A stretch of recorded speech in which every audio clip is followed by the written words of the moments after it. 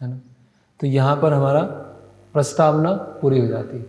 अभी हम अध्याय 1 में प्रवेश करेंगे।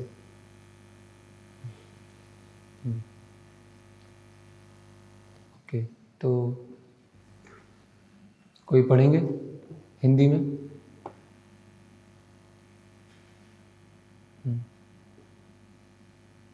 रौनक कहाँ पढ़ो? अभी श्रील प्रभुपाद जी जो यहाँ पर प्रारंभ कर रहे हैं अध्याय 1 को, इसमें दोबारा से जो शुद्ध भक्ति की परिभाषा दी है उसके सपोर्ट में रूप गोस्वामी ने जो श्लोक बताए हैं वही यहाँ पर इंक्लूड किया जा रहा है। उसके पश्चात शुद्ध भक्ति करने से क्या क्या अलग अलग तरह के लक्षण उत्पन्न होते हैं उसके बारे में रूप गोस्वामी समझाएंगे। तो इसमें बहुत सारे अलग अलग डिटेल आने वाले हैं, बहुत सारी चीज़ें आएंगी। तो हमें मेन याद रखना अभी चल क्या रहा है। अभी क्या चल रहा है? रूप गोस्वामी ने जो भक्ति की परिभाषा दी है अन्याभिलाषिता शून्यम, उसके सपोर्ट में शास्त्रों में अलग अलग जगह श्लोक क्या है वो चल रहा है ना। नहीं तो इतनी सारी चीज़ें हो जाएंगी कि पता नहीं चलेगा अभी क्या याद रखना है, भूल तो नहीं गए कुछ, याद रख पा रहे कि नहीं रख पा रहे। तो वो उसका जो थ्रेड है वो पता होना चाहिए अभी क्या चल रहा है। यस। शुद्ध भक्ति के लक्षण श्री कपिल देव ने श्रीमद् भागवतम में अपनी माता को उपदेश देते हुए शुद्ध भक्ति के निम्नलिखित लक्षण बताए हैं। हे माता, जो मेरे शुद्ध भक्त हैं और जिन्हें भौतिक लाभ या दार्शनिक चिंतन की कोई कामना नहीं है। हाँ, जिनको भौतिक लाभ और दार्शनिक चिंतन की कोई कामना नहीं है, ज्ञान कर्मादि अनावृता। उनके मन में मेरी सेवा में इतने तल्लीन रहते हैं कि वे इतने तल्लीन रहते हैं मतलब अनुशीलनम, कि वे मुझसे उस सेवा में तल्लीन रहने के अतिरिक्त और कुछ नहीं मांगना चाहते। अन्याभिलाषिता शून्य। यहाँ तक कि वे मेरे धाम में मेरे साथ रहने की भी याचना नहीं करते। मुक्ति की भी आकांक्षा नहीं है। तो हम देख रहे हैं कि जैसे पहले हमने चर्चा किया था कि चैतन्य महाप्रभु ने जो रूप गोस्वामी को बताया 10 दिन तक दशाश्वमेध घाट पर, उसी शिक्षा को रूप गोस्वामी ने कैसे अलग अलग शास्त्रों में दिया हुआ है उसको इकट्ठा किया और उसको भक्ति रसायन सिंधु के रूप में प्रस्तुत किया। तो जब भी रूप गोस्वामी कुछ भी बताएंगे उसको सपोर्ट में देंगे। ऐसे भक्ति के लक्षण है कि भक्ति करने से सभी तरह के पाप से हम मुक्त हो जाते हैं। तो पाप से मुक्त हो जाते हैं तो उसका श्लोक कहाँ दिया है, कहाँ भागवतम में कहाँ पे दिया है, कहाँ भगवत गीता में दिया है ना। तो इसी तरह से जब हम प्रचार करते हैं या किसी को समझाते हैं तो उसके पीछे हम उदाहरण भी दें या श्लोक बताएं तो बात का क्या होता है, ऑथोरिटी बनता है। ऐसे हम प्रभुपाद जी के लेक्चर सुनते हैं तो प्रभुपाद जी बार बार श्लोक कोट करते हैं, कभी 1/4, कभी आधा श्लोक, कभी पूरा श्लोक। तो जो भी बात है उसके पीछे श्लोक, तो जिससे क्या होगा वो एक प्रमाणिक कहलाएगा। यस। मुक्ति 5 प्रकार की होती है। भगवान से तदाकार होना सायुज्य, भगवान के साथ उसी लोक में रहना सालोक्य, भगवान के समान स्वरूप प्राप्त करना सारूप्य, भगवान ही की तरह उनके ऐश्वर्य का भोग करना शास्त्री, तथा भगवान के संगी रूप में रहना सामीप्य। तो पांच तरह की मुक्ति है, सायुज्य, सालोक्य, सारूप्य, शास्त्रीय और सामीप्य। तो सामीप्य और सालोक्य एक तरह से एक ही है। सालोक्य मतलब एक ही ग्रह पे रहना और सामीप्य मतलब भगवान के साथ में रहना। लेकिन सालोक्य में क्या है कि हो सकता है वो उसी लोक में हो, वैकुंठ में हो, लेकिन कुछ वैकुंठ के ऐसे भाग में है जहाँ पर कोई भी नहीं है, ऐसी भी एक मुक्ति होती है या भगवान के साथ में नहीं है। तो और सायुज्य मुक्ति तो कैसी है, नर के समान। सायुज्य मतलब भगवान के जो ब्रह्म ज्योति है, भगवान के शरीर में लीन होना। तो ये 5 तरह की जो मुक्ति है वो भक्तों को नहीं चाहिए। भक्त भौतिक इंद्रिय तृप्ति को ठुकराता ही है, वो 5 प्रकार की मुक्तियों में से किसी प्रकार की मुक्ति की कामना नहीं करता। वो भगवान की प्रेममयी सेवा करके ही संतुष्ट रहता है। यह शुद्ध भक्ति का लक्षण है। श्रीमद् भागवत में आए कपिल देव के उपर्युक्त कथन में शुद्ध भक्त की वास्तविक स्थिति का वर्णन हुआ है और भक्ति के प्रारंभिक लक्षणों को भी परिभाषित किया गया है। भक्ति के अन्य लक्षणों का वर्णन श्री रूप गोस्वामी ने विभिन्न शास्त्रों के साक्ष्य ओके। किया है। तो अभी यहाँ पर आचार्य बता रहे हैं कि जब हम शुद्ध भक्त का गुणगान करते हैं तो शुद्ध भक्ति का भी अपने आप गुणगान हो जाता है। जैसे कोई भक्त हैं या कोई आचार्य हैं, महान भक्त हैं, तो उनके चरित्र को देखकर हमें शुद्ध भक्ति के बारे में पता चलता है। तो उसी तरह से रूप गोस्वामी भक्ति रसामृत सिंधु में ऐसे श्लोक बताने वाले हैं जिसमें भक्ति का गुणगान नहीं है, जिसमें शुद्ध भक्तों का गुणगान है। तो शुद्ध भक्तों का गुणगान करने से क्या होगा, ये पता चल जाएगा कि शुद्ध भक्ति क्या है। ऐसा यहाँ पर आचार्य बता रहे हैं। ठीक, आगे जैसे बताया गया फलेन परिचित है ना, कि हमें फल से पता चलेगा कि पेड़ कैसा है ना। कोई कह रहा है कि मैं मुस्लिम हूँ, कोई कह रहा है हिंदू हूँ, कोई बोल रहा है पारसी हूँ, कोई, तो उनसे हम पूछ सकते हैं आप फॉलो क्या करते हैं, फॉलो क्या कर रहे हैं, आपकी फिलॉसफी क्या है, आपका तत्व ज्ञान क्या है, तो वो पता नहीं है ना।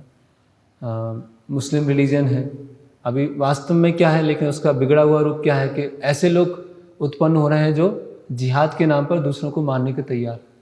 तो फिर वो जो धर्म है अपने आप में वो कैसा है, क्योंकि जैसा फल होगा, फल से हम जान पाएंगे उसका वृक्ष कैसा है। तो उसी तरह से शुद्ध भक्तों के माध्यम से हम जान पाएंगे कि जो भक्ति का जो वृक्ष है वो कैसा है।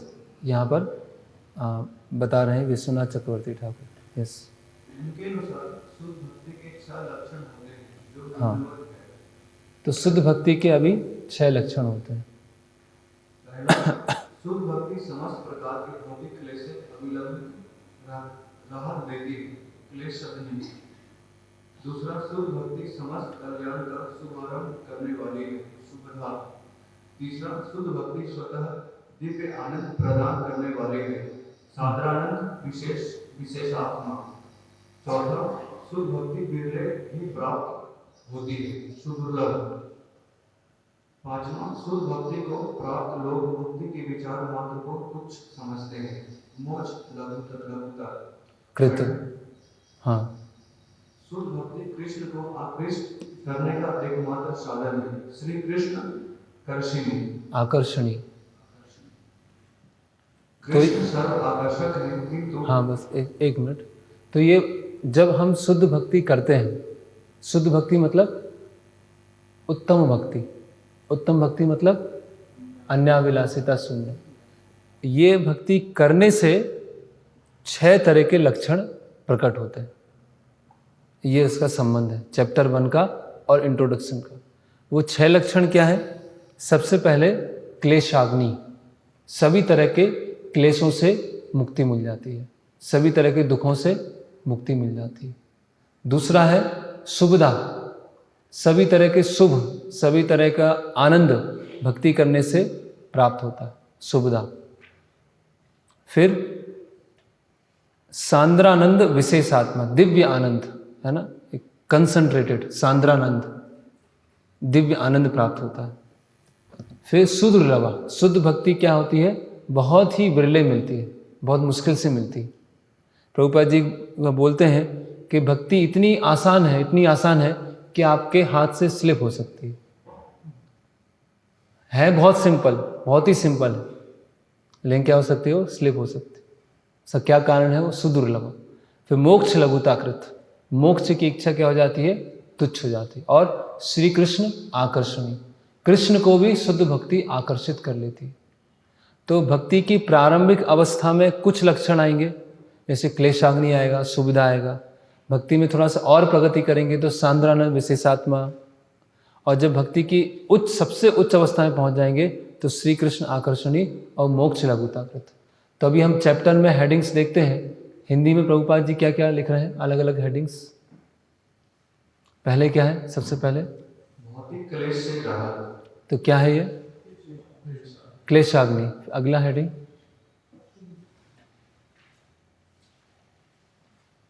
कृष्ण भावना में सर्व मंगलकारी है, ये क्या है?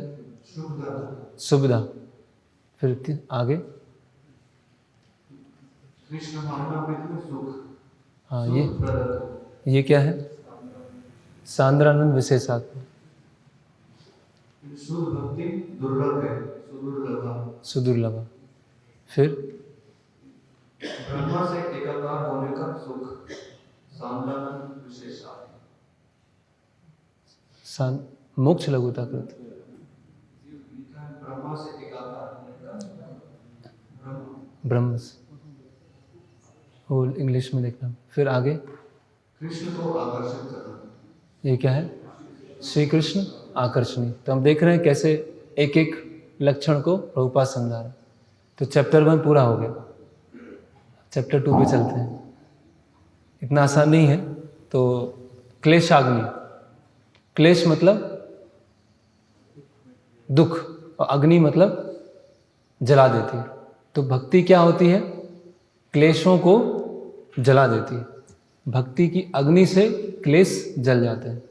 ठीक है, अभी और कोई पढ़े, पीछे अंश को देंगे हिंदी में।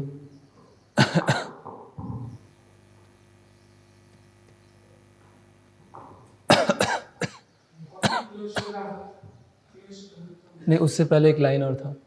कृष्ण सर्व आकर्षक है, किंतु शुद्ध भक्ति उन्हें भी आकृष्ट करती है।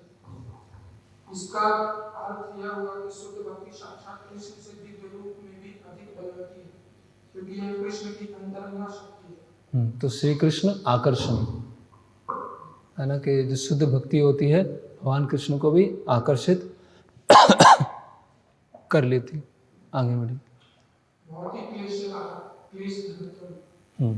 अभी हम जाएंगे किस पर? अभी क्लेशाग्नि पर। भगवद गीता में भगवान कहते हैं कि मनुष्य को चाहिए कि वह अन्य सारे कार्यों को त्याग कर उनकी शरण में जाए। वही भगवान यह भी वचन देते हैं कि वे शरणागत जीवों को सारे पाप कर्मों के फल से बचाएंगे। श्री रूप गोस्वामी पाप कर्म। तो भगवद गीता में भगवान बता रहे हैं, अहम त्वं सर्व पापेभ्यो मोक्षयिष्यामि मा शुचा। मैं तुम्हें सभी तरह के पापों से मुक्त कर दूंगा। तो भगवान की शरण लेने से, भगवान की शरणागत आने से सभी तरह के पाप खत्म हो जाते हैं। और यही पाप किसका कारण है? हमारे क्लेशों का। तो क्लेशाग्नि।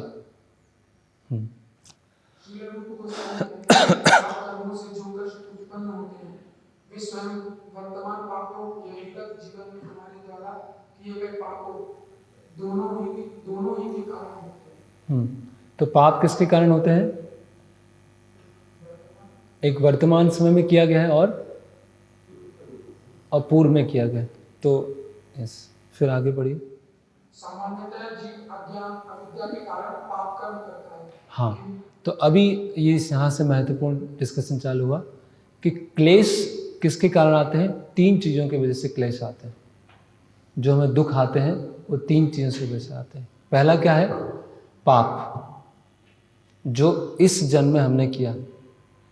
जो पिछले जन्मों में किए हैं वो क्या है? बीज। और अविद्या, अविद्या है बाद में, और अविद्या। तो अविद्या, पाप और बीज। ठीक है, पाप जो इस जीवन में हमने किया, बीज मतलब जो पूर्व जन्म के संचित है, और अविद्या मतलब वही हमें शास्त्रों का ज्ञान नहीं है या हमें संबंध ज्ञान नहीं है। अभी प्रभुपाद जी समझाएंगे पाप कितने तरह से होते हैं। तो एक होता है प्रारब्ध और एक होता है अप्रारब्ध। किंतु पाप कर्मों के फल से बचने के लिए अज्ञान कोई बहाना नहीं हो सकता। पाप कर्म 2 प्रकार के होते हैं, वे जो प्रौढ़ पक्व होते हैं प्रारब्ध, और वे जो प्रौढ़ नहीं होते अप्रारब्ध। वर्तमान में हम जिन पाप कर्म के कारण कष्ट भोग रहे हैं वे प्रौढ़ प्रारब्ध कहलाते हैं। वे सब पाप कर्म जो हमारे भीतर संचित हैं और जिनके लिए हमने अभी कष्ट नहीं भोगा है अप्रारब्ध माने जाते हैं। तो अभी जो हम कष्ट भोग रहे हैं, अभी हम जिस परिस्थिति में हैं उसको बोलते हैं प्रारब्ध, और जो हमें अभी मिलने वाला है आगे उसको बोलते हैं अप्रारब्ध, है ना। जैसे अशिक्षित या कुरूपता या फिर कोई ऐसे मामलों में फंसे हुए हैं, कोई लीगल कोई मामला है उसमें बहुत समय से कष्ट भोग रहे हैं, हैंडीकैप्ड हैं, तो ये सब क्या है? प्रारब्ध फल है जो अभी इस समय वर्तमान जो हमारा शरीर है वो किसका बना हुआ है? प्रारब्ध का बना हुआ।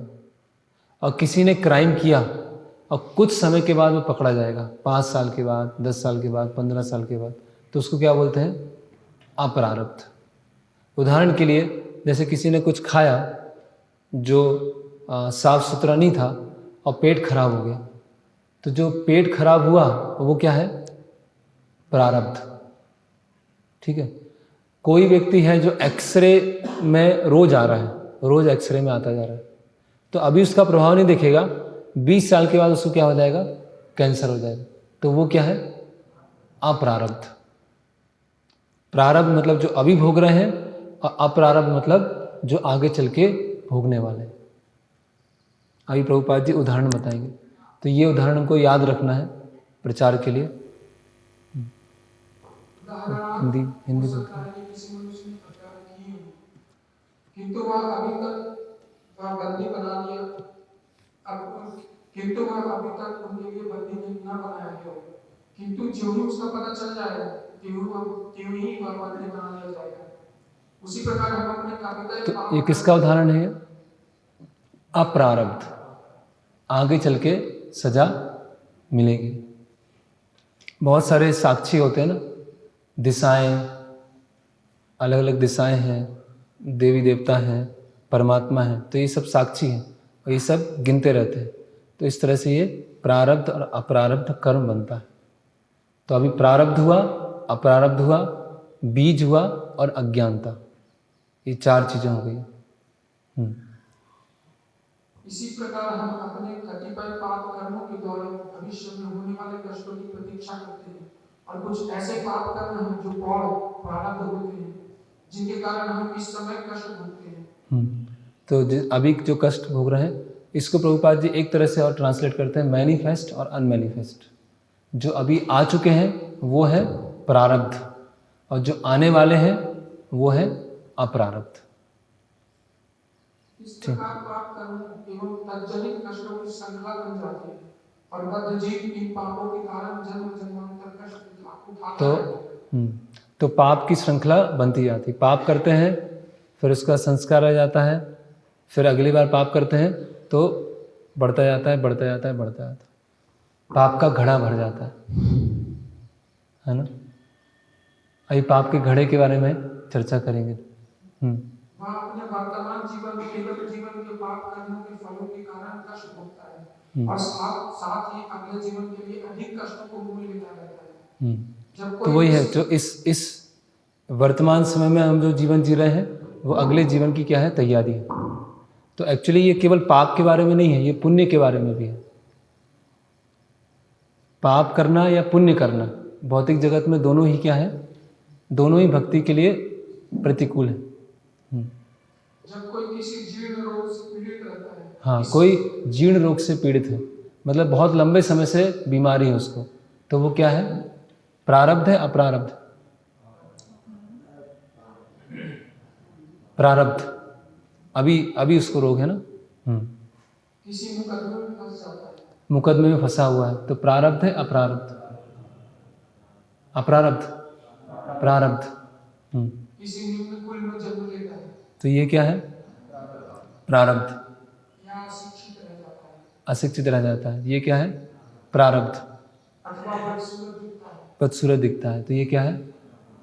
जो हमारा शरीर है वो प्रारब्ध है।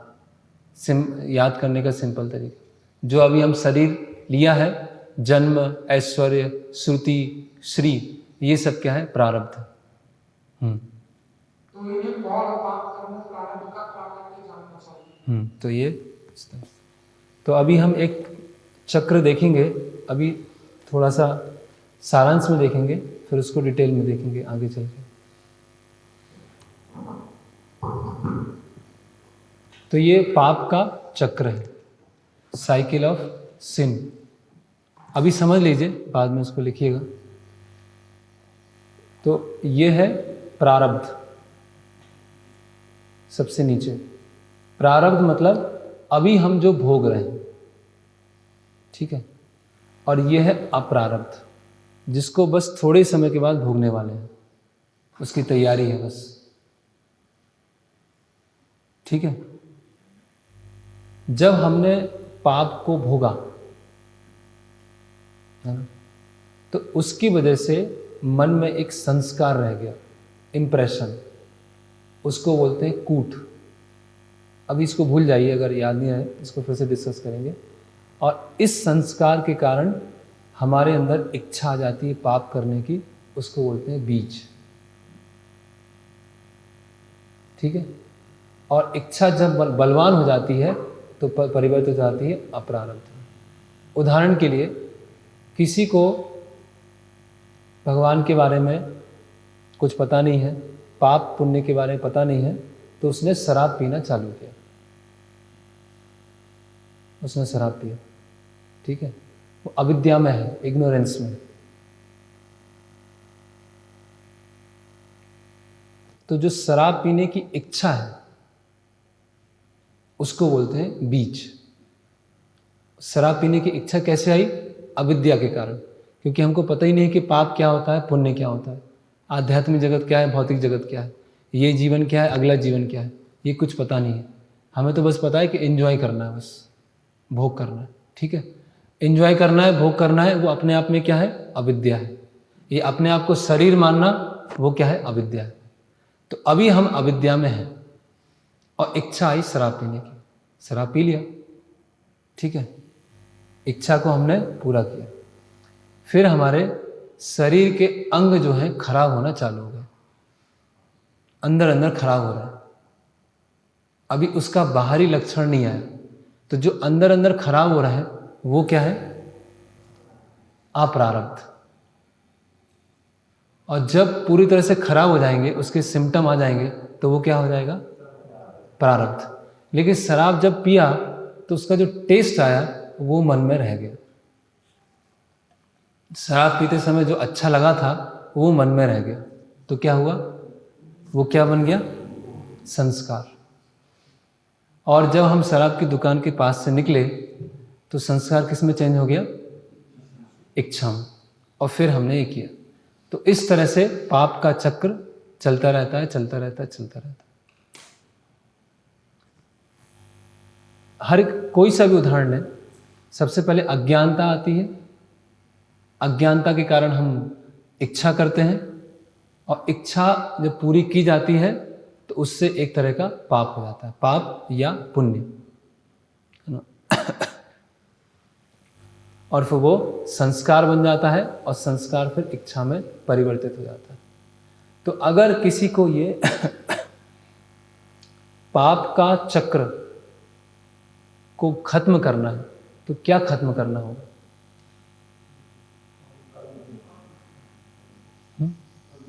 अविद्या। और कोई क्या खत्म करें? अगर किसी को, मान लीजिए किसी को शराब छोड़ानी है, सिंपल उदाहरण, किसी को अपनी शराब छुड़ानी है, तो क्या करे वो? कूट, संस्कार खत्म करे।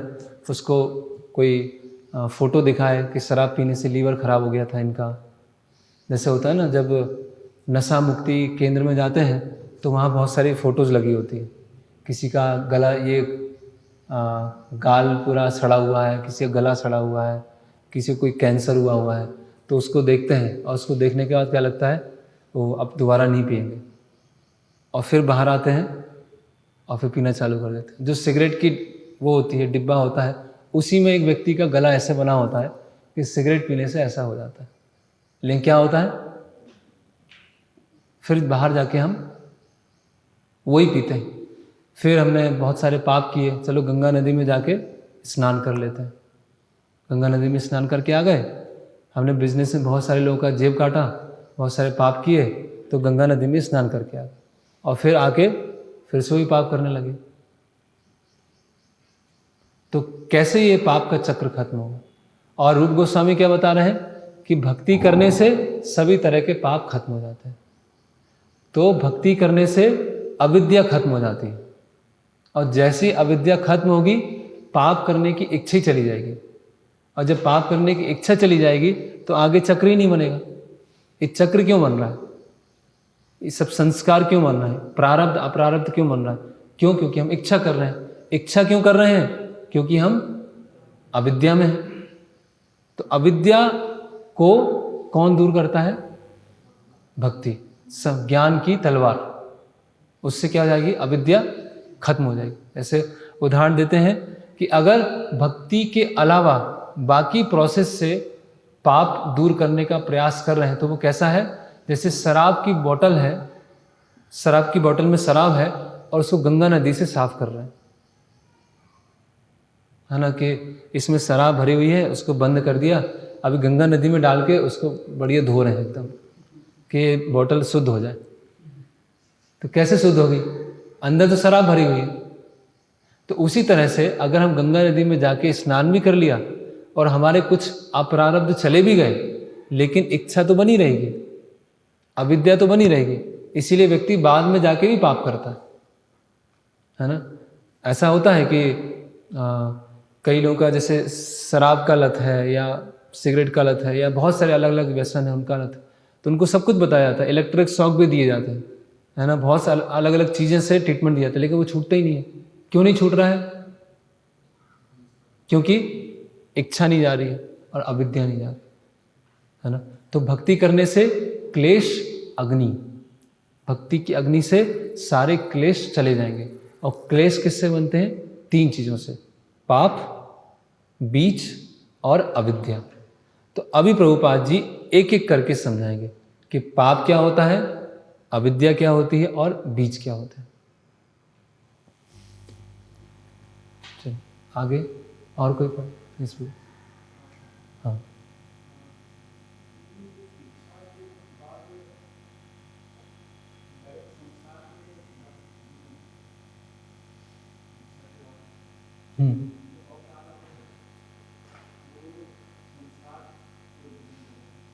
नहीं, अप्रारब्ध संस्कार में चेंज होता है। इच्छा का जब हमने क्रियान्वयन किया, इच्छा को हमने क्रियान्वित किया, तो उसकी वजह से एक पाप और पुण्य बना। तो क्रियान्वयन करने से जो उसको एंजॉयमेंट आया वो आगे चल के संस्कार में संचित हो जाता है। हाँ, प्रारब्ध और अप्रारब्ध।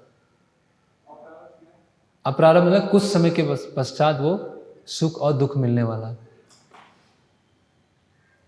कुछ तुरंत मिल गया है, कुछ जैसे मान लीजिए सिंपल उदाहरण समझाने के लिए कि हमें ज्ञान नहीं है कि भगवान को भोग लगा के लेना चाहिए, तो हम बाहर का भी खाते हैं, ठीक है। संबंध ज्ञान नहीं है, हम अविद्या में हैं, तो हमारी इच्छा है कुछ बाहर का खाने की। तो जो इच्छा है वो क्या है?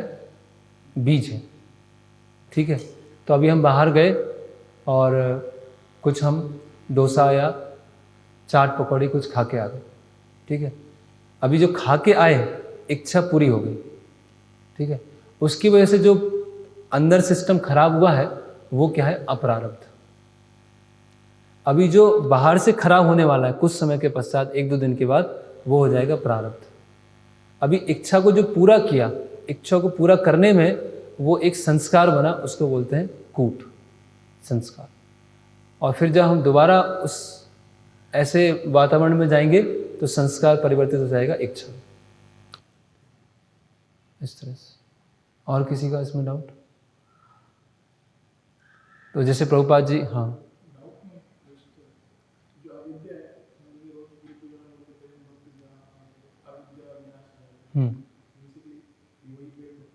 हाँ, मतलब अविद्या तो प्रारंभ से चालू हो जाती है, प्रेम भक्ति तक पहुँचते पहुँचते पूरी तरह से खत्म हो जाती है।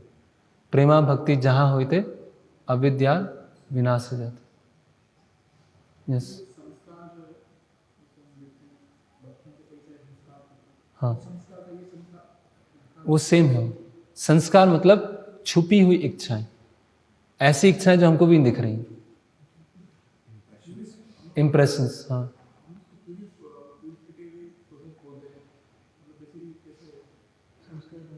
संस्कार, अच्छा उस वो संस्कार की बात कर रहे हैं? नहीं नहीं, ये इम्प्रेशन वाले संस्कार, जो पाप पुण्य के संस्कार, और वो दूसरे वो 16 संस्कार है, हाँ वो अलग, हाँ नहीं उनका कहीं कनेक्शन, अलग अलग दृष्टिकोण है। पाप और पुण्य दोनों भक्ति के लिए प्रतिकूल है, हाँ पुण्य तो अनुकूल है। तो पाप और पुण्य भक्ति के लिए प्रतिकूल है, तो पुण्य तो अनुकूल है। नहीं, कभी कभी जैसे पुण्यशाली है, जैसे मान लीजिए एक पुण्य ये है कि आप बहुत समृद्धशाली हैं, आप बहुत समृद्ध हैं, तो क्या वो बहुत समृद्धशाली व्यक्ति का भक्ति में आने का चांस सबसे ज़्यादा होगा? उसके पास जाएंगे तो वो सुनेगा ही नहीं। वो तो जो सबसे सुंदर व्यक्ति है, सुंदर क्यों है? क्योंकि कुछ पुण्य किए हैं, ठीक है। उसके साथ पास भक्ति का प्रचार करने जाएंगे तो जरूरी है वो सुनेंगे। हो सकता है अहंकार के कारण ना सुने। तो पुण्य से क्या होता है कि आपको अपनी जीविकोपार्जन के लिए ज़्यादा चिंता नहीं होगी, जिससे आप भक्ति में ज़्यादा समय दे सकते हैं। लेकिन पुण्य भी क्या कर देता है? वो फंसा देता है, अगर हम सही दृष्टिकोण में नहीं है तो। भगवान कहते हैं जना नाम पुण्य कर्म, वो पुण्य उसकी बात कर रहे हैं, भक्ति वाला, आध्यात्मिक पुण्य सुकृति।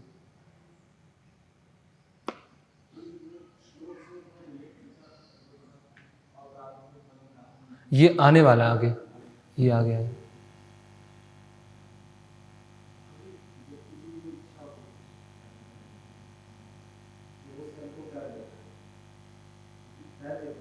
हाँ।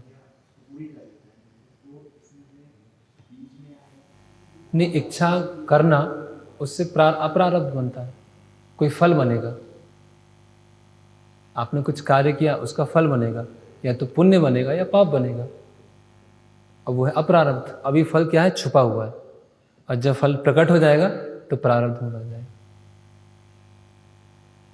ठीक है, आपने मान लीजिए पाप किया और अगले जन्म में आपको आप मान लीजिए कोई जैसे भ्रूण हत्या कर रहे हैं, ठीक है, भ्रूण हत्या किया, किसके लिए? पैसों के लिए।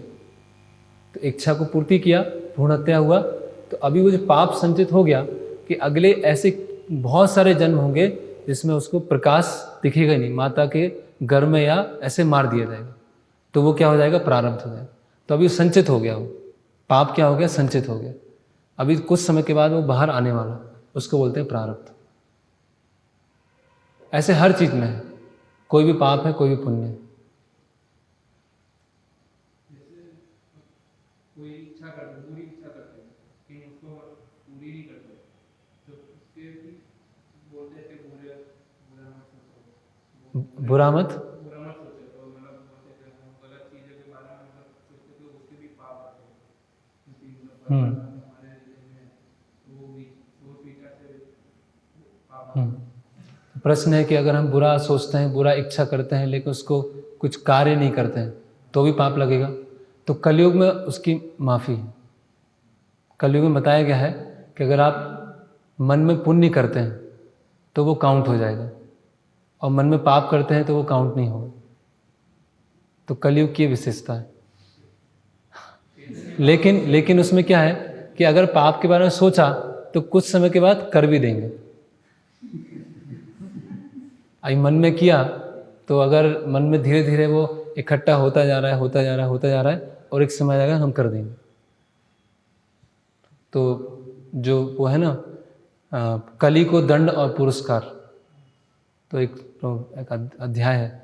तो दंड ऐसे देते हैं कि आप जैसे परीक्षित महादंड देते हैं, पुरस्कार देते हैं कि कलयुग में कोई मन से भी मानसिक स्तर पर रह के पुण्य करता है या भक्ति करता है तो वो उसमें गिनी जाती है। ये कलयुग की विशेषता।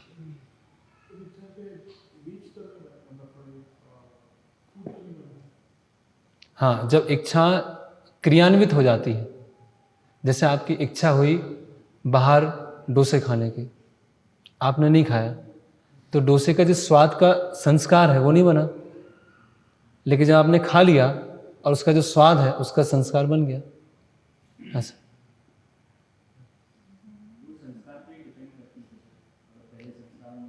नहीं, वो तो एक चक्र है।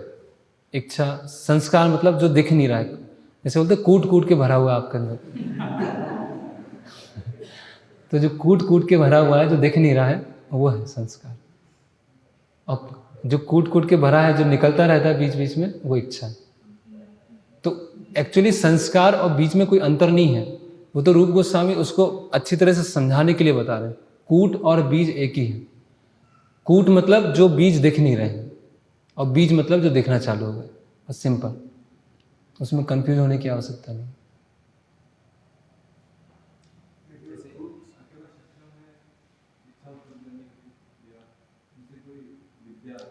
दोनों ही है। हम देख रहे हैं ना, बीज किससे आ रहा है? दो जगह से आ रहा है। संस्कार से भी आ रहा है, अविद्या से भी आ रहा है।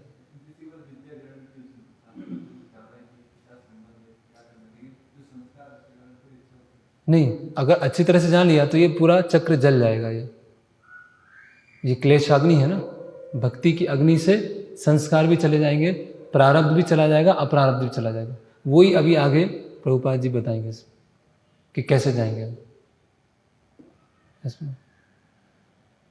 संस्कार जो बन रहे हैं, जैसे अविद्या है उसके कारण बीज बन रहा है, और संस्कार है हमारे। संस्कार भी कब बने? जब हमने इच्छाओं को क्रियान्वयन किया था। सबसे पहले तो गलत डिजायर आई ना, आत्मा ने गलत इच्छा किया। क्यों किया? क्योंकि अविद्या थी। अभी उस इच्छा ने, आत्मा ने गलत इच्छा किया, इच्छा करने से, इच्छा को पूरा करने से वो संस्कार अंदर चला गया, जो हमको दिख भी नहीं रहा है। इतनी सूक्ष्म इच्छा है। बहुत सारे संस्कार तो देख करके भी चीज बनते हैं। नहीं, वो संस्कार अलग चीज़ है। यहाँ इसका हो रहा है कि ऐसी इच्छाएं जो बहुत ही सूक्ष्म है, जो दिख नहीं रही, इम्प्रेशन। ऐसा कभी कभी होता है ना कि जैसे डोसा खाने की इच्छा हुई, हाँ तो डोसा को मैंने देखा, हाँ तब तो मुझे इच्छा हुई, देखूंगा ये इच्छा ही नहीं। हाँ, तो वही है ना। तो वो दबी हुई इच्छा, वो जो डोसा खाने की इच्छा है, स्वाद है, वो दबा हुआ है अंदर। जब वो अनुकूल वातावरण मिलेगा तो वो बाहर आ जाएगी इच्छा। इसका मतलब ये नहीं कि डोसा खाने की इच्छा चली गई, वो है, लेकिन वो अभी दिख नहीं रहा है वो डोसा। क्योंकि सबको तो नहीं होता है, वो जिसको है उसको होता है। हाँ उसके अंदर इच्छा है, हाँ, उसके अंदर उसके अंदर वो संस्कार है, हाँ लेकिन जैसे कि मैं डोसा देखा तो खाने की इच्छा नहीं, हाँ मैं देखा तो मुझे इच्छा, हाँ मतलब मेरे अंदर वो है हाँ। संस्कार। तो इसलिए प्रकृति के 3 गुण हैं। कोई सतोगुण से एंजॉय करना चाहता है, कोई रजोगुण में एंजॉय करना चाहता है, कोई तमोगुण में एंजॉय करना चाहता है। अभी किसी की इच्छा सतोगुणी इच्छाएं थी, किसी की इच्छा रजोगुणी थी, किसी की इच्छा तमोगुणी थी। किसी को शराब को देख के आनंद आएगा, हो सकता अभक्त हो, उसको शराब को देख के आनंद आए, क्योंकि वो थोड़ा सतोगुणी वाला अभक्त है। इस तरह से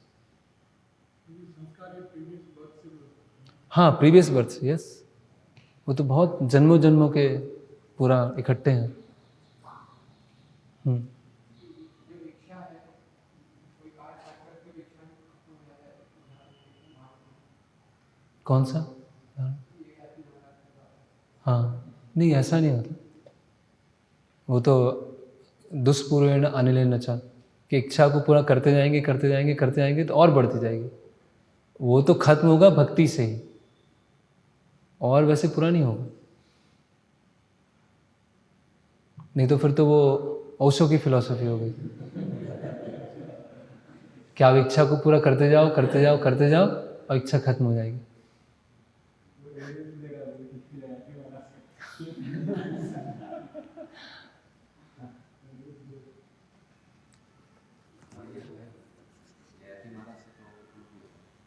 जयति महाराज वो कर रहे थे, हाँ, वो भी तो ऐसे करते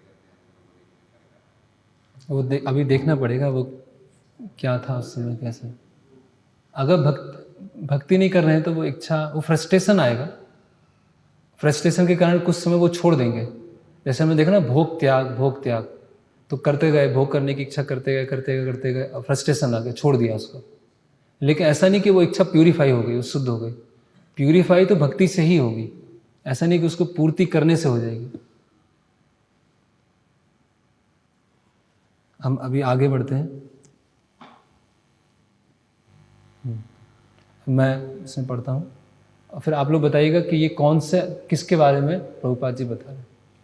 ऐसे अनेक विगत पाप कर्मों के फल हैं जिनके कारण हम इस समय कष्ट भोगते हैं और अपने वर्तमान पाप कर्मों के कारण हम भविष्य में कष्ट भोगेंगे।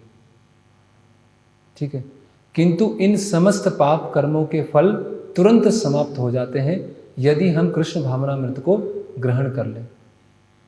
ठीक है, प्रारब्ध अपरारब्ध खत्म हो जाते हैं। इसके प्रमाण स्वरूप शील रूप गोस्वामी श्रीमद् भागवतम से 11, 14, 19 उद्धरण देते हैं। यह श्लोक भगवान कृष्ण द्वारा उद्धव को दिए गए उपदेश से संबंधित है, जिसमें वे कहते हैं, हाँ अभी ये तय, हे उद्धव, मेरी भक्ति उस प्रज्वलित अग्नि के समान है जो इसमें डाले गए असीम ईंधन को जलाकर खाक बना सकती है। तात्पर्य यह है कि जिस प्रकार प्रज्वलित अग्नि कितनी भी मात्रा में ईंधन को जलाकर खाक कर सकती है, उसी प्रकार कृष्ण भावनामृत में भगवान की भक्ति सारे पाप कर्मों को के ईंधन को जला सकती है। उदाहरणार्थ, गीता में अर्जुन ने सोचा था कि युद्ध करना पाप कर्म है, किंतु कृष्ण ने अपने आदेश से उसे युद्ध में प्रवृत्त किया, जिसके कारण वह युद्ध भक्ति बन गया। इसीलिए अर्जुन को कोई पाप फल नहीं भोगना पड़ा। तो क्या है, कौन से पाप की वर्णन किया जा रहा है? प्रारब्ध, अपरारब्ध या इन जनरल पाप बता रहे ना। हे उद्धव, जो मेरी भक्ति में लगता है, भक्ति उस प्रज्वलित अग्नि के समान है, उसमें कितना भी ईंधन डाला जाए वो सबको जला के खाक कर देती है। अपरारब्ध, एक मिनट, तो यहां पर यह उदाहरण बताया गया है अपरारब्ध के कारण। अपरारब्ध मतलब जो अभी तक प्रकट नहीं हुए, है ना। तो जिस तरह से जैसे हम कुकिंग करते हैं, तो जब कुकिंग किया तो उसका मुख्य उद्देश्य क्या है?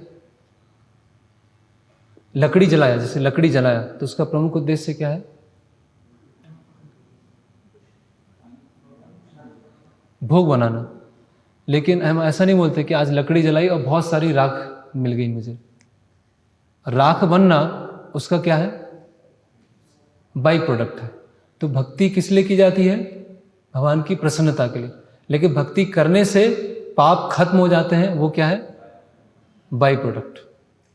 तो हम इस तरह से प्रचार करें कि भक्ति करने से दुख चले जाते हैं, तो हम किस पे जोर दे रहे हैं? बाई प्रोडक्ट पर। लेकिन भक्ति करना है भगवान की प्रसन्नता के लिए, और उससे अपने आप दुख चले जाएंगे। उसके लिए भक्त अलग से प्रयास नहीं करते, ऐसे प्लान ही नहीं करते कि राख बनाएंगे। वो तो जब हम कुकिंग कर रहे हैं तो उसके बाई प्रोडक्ट से राख बन जाएगी। उसी तरह से भक्ति करने से पाप चले जाएंगे। तो ये कौन से हैं? अप्रारब्ध पाप चले जाते हैं। ओके, तो पाप खत्म होना भक्ति का क्या है? गौण लक्षण है ना, प्राथमिक लक्षण नहीं, ये गौण लक्षण। ठीक, फिर आगे भगवान बताते हैं, शील रूप गोस्वामी श्रीमद् भागवतम से 3:33-6 एक अन्य श्लोक उद्धृत करते हैं, जिसमें देवहूति अपने पुत्र कपिल देव को संबोधित करके कहती हैं, हे भगवान, श्रवण कीर्तन आदि 9 प्रकार की भक्ति होती हैं। जो भी आपकी लीलाओं का श्रवण करता है, आपकी महिमा का कीर्तन करता है, आपको नमस्कार करता है, आपका चिंतन करता है, और इस प्रकार 9 प्रकारों में से किसी भी प्रकार की भक्ति करता है, वह तुरंत यज्ञ करने का पात्र बन जाता है, भले ही उसका जन्म चंडाल कुल में ही क्यों ना हुआ हो। कौन से पाप खत्म हो गए? प्रारब्ध। कैसे?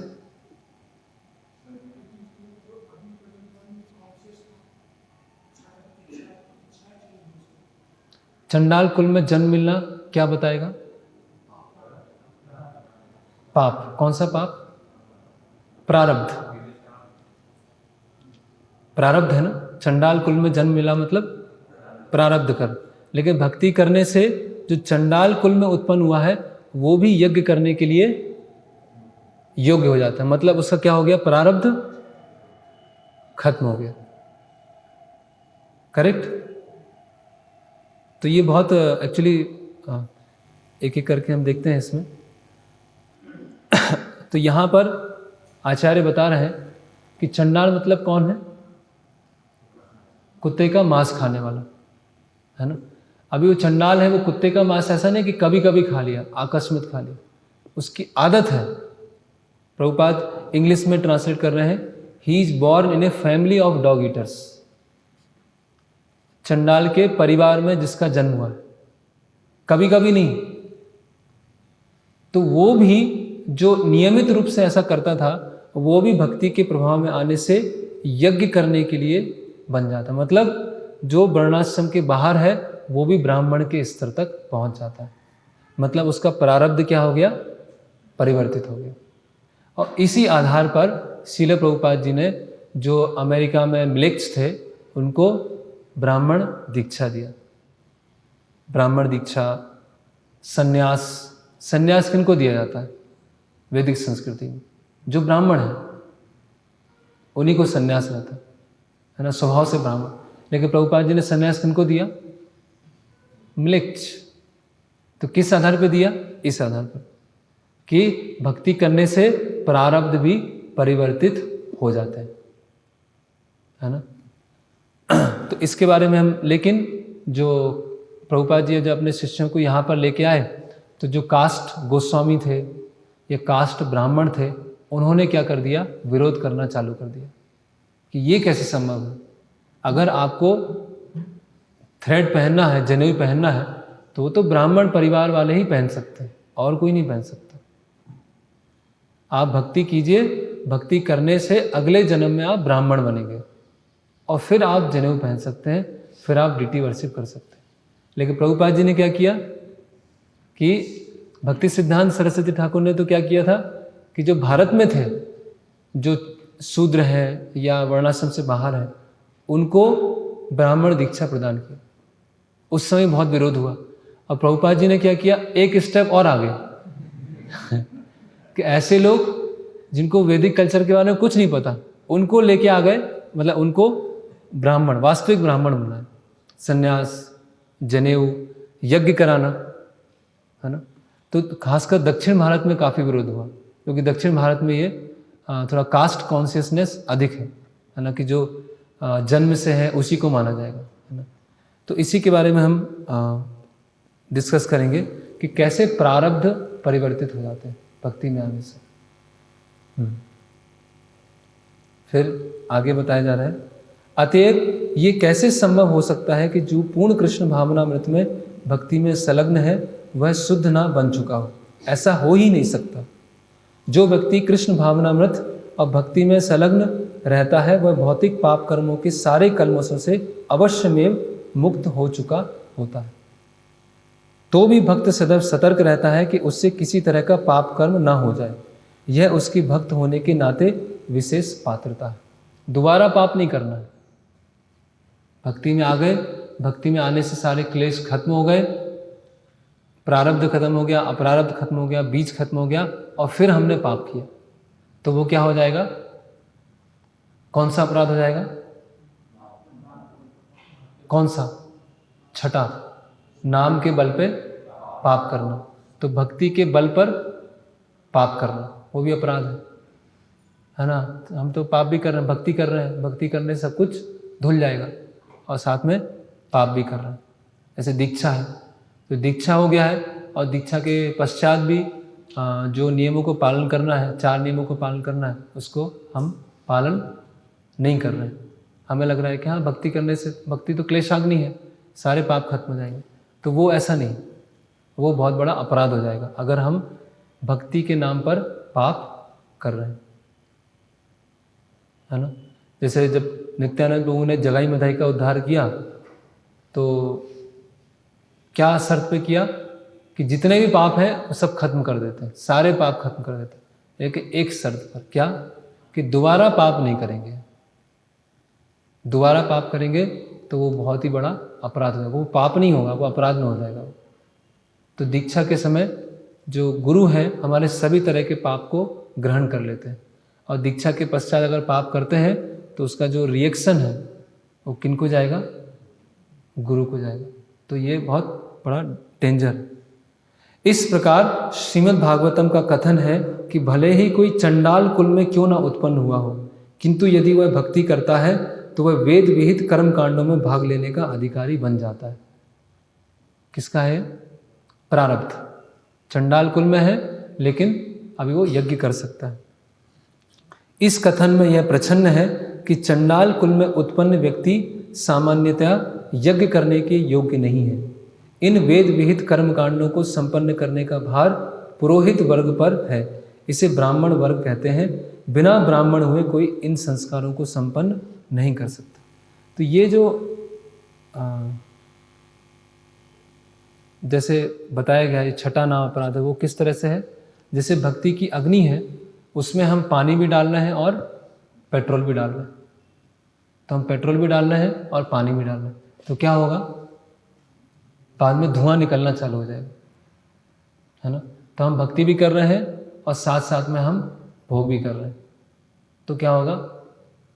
भक्ति की अग्नि प्रज्वलित नहीं होगी, फिर धुआं आएगा। धुआं आएगा तो खांसी आने लगेगी, फिर, है ना।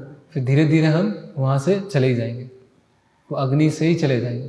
तो ऐसा होता है कि लोग भक्ति करते हैं और भक्ति करने के बावजूद भी वो प्रवृत्ति छूटती नहीं है, तो फिर धीरे धीरे क्या है, वो भक्ति से भी चले जाते हैं। तो अभी ये जो इसको हम थोड़ा सा और डिस्कस करेंगे कि जो शरीर है वो भी परिवर्तित हो जाता है, जो प्रारब्ध कर्म है वो भी परिवर्तित हो जाता है।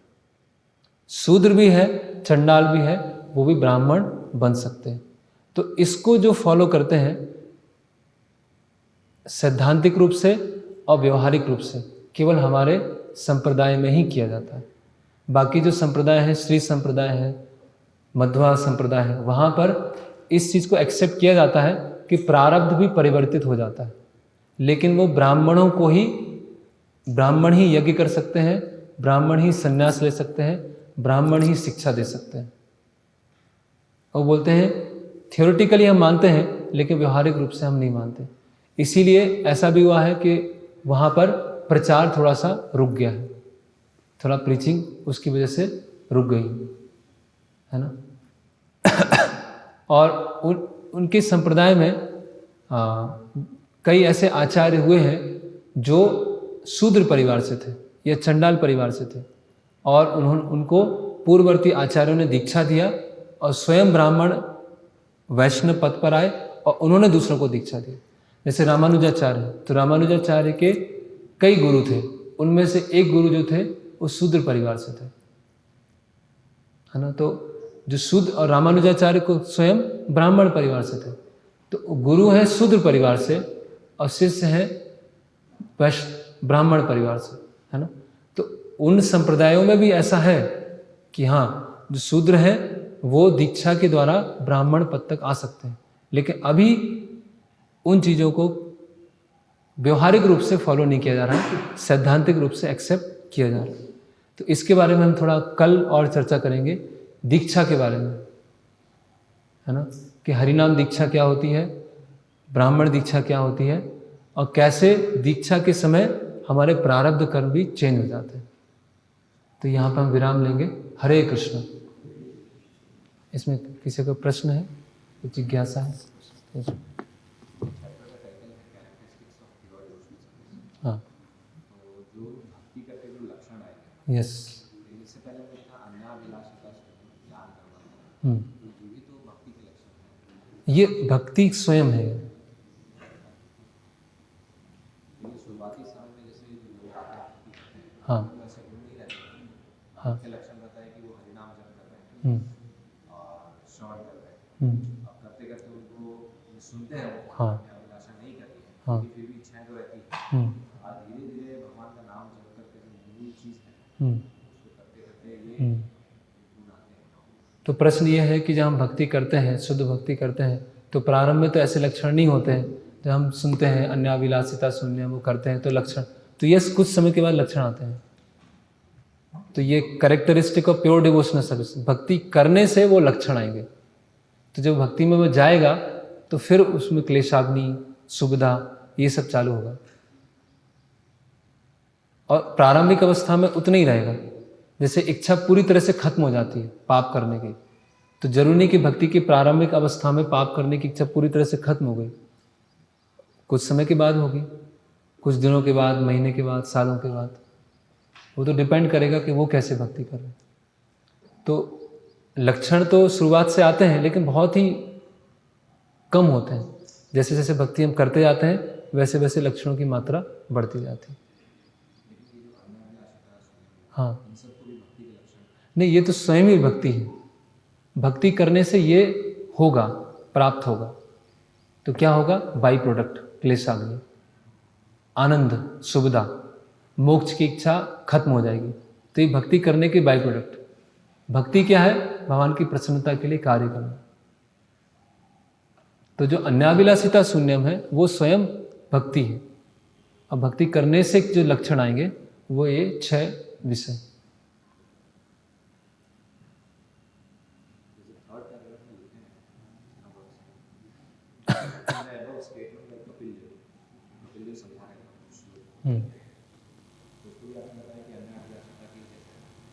नहीं, वो तो अन्याभिलाषिता शून्यम को सपोर्ट करने के लिए रूप गोस्वामी अलग श्लोक बता रहे, तो वो तो भक्ति है।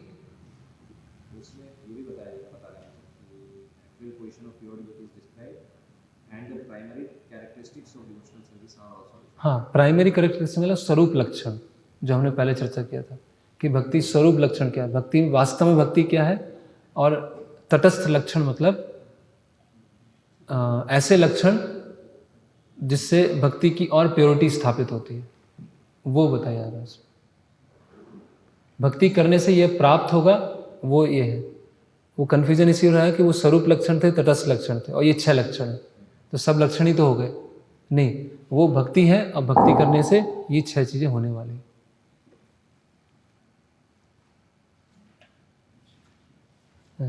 एक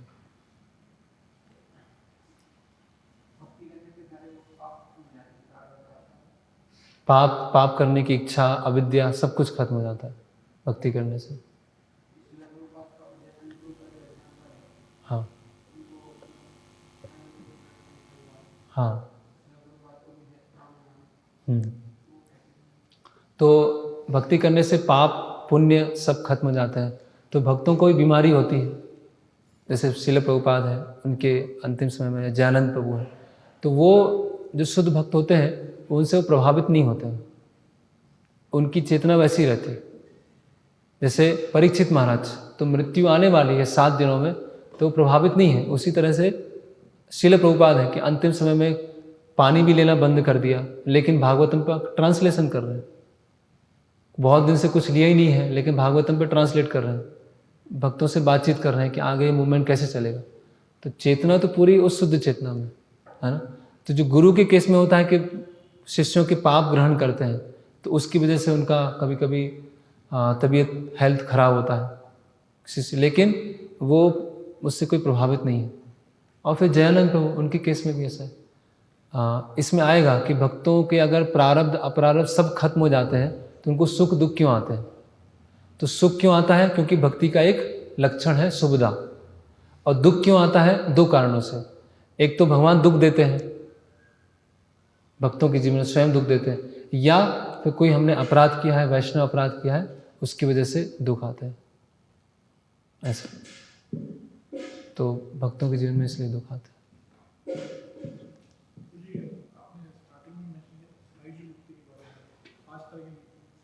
सायुज्य मुक्ति,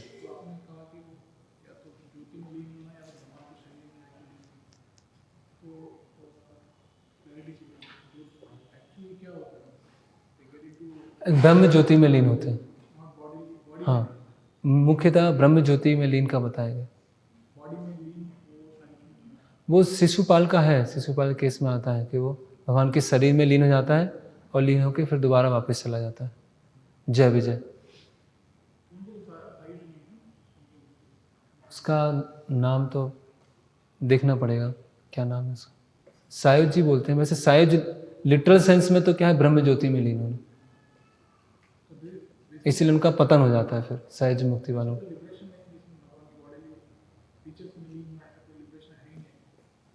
नहीं, शिशुपाल के साथ हुआ ना कि भगवान की बॉडी में चला गया। सायोजी लिखा है वैसे वहाँ पर, तो एक बार देखना पड़ेगा 7वें स्कंद में। संस्कार पाप में संस्कार होते हैं, इस तरह मतलब पुण्य में संस्कार या हाँ। भक्ति में संस्कार दिए जाए। नहीं, वो अलग चीज़। पाप और पुण्य से परे है भक्ति, तो भक्ति की सुकृति बनेगी, भक्ति के संस्कार होंगे, वो अलग चीज़। वहाँ पे कोई पाप पुण्य नहीं बनेगा, वहाँ प्रारब्ध अपरारब्ध नहीं बनेगा। उसमें संस्कार नहीं है, भक्ति में जीवन में संस्कार। वो भक्ति के संस्कार है। वो जो टर्म होती है उसका एक समझाने का एक विशेष वो होता है कि वो संस्कार है, मतलब कौन से, पाप और पुण्य के संस्कार। लेकिन भक्ति के संस्कार देंगे तो पाप का चक्र बनेगा ही नहीं, पुण्य का चक्र बनेगा ही नहीं। उनको तो संस्कार बोला जाता है। कौन सा? भक्ति में संस्कार देना। हाँ, भक्ति में संस्कार देना। एक संस्कार है वो 16 संस्कार है। एक संस्कार है कि छुपी हुई इच्छाएं, एक संस्कार है कि अभी से सिखाना है। तो किस जगह संस्कार का क्या परिभाषा आ रही है वो देखना पड़ेगा।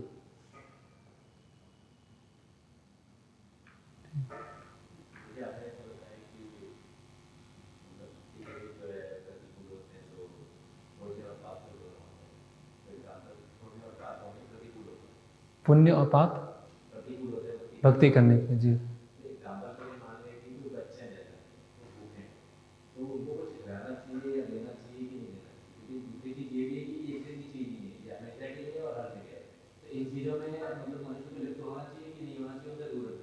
लिप्त तो होने ही नहीं चाहिए।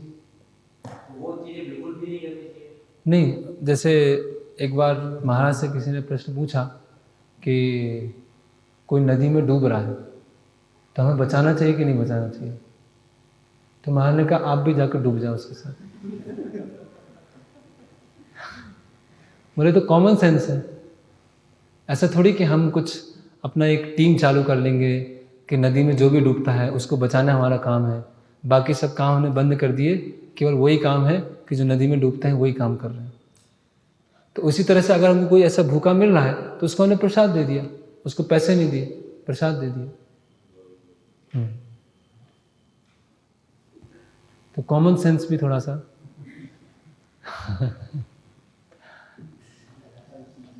हरे कृष्णा। श्रील प्रभुपाद की जय।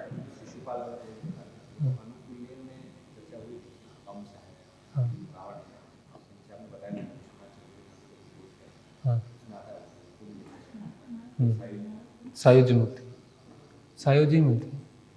श्रील प्रभुपाद की जय। भक्ति रसामृत सिंधु की जय। श्रील रूप गोस्वामी प्रभुपाद की जय।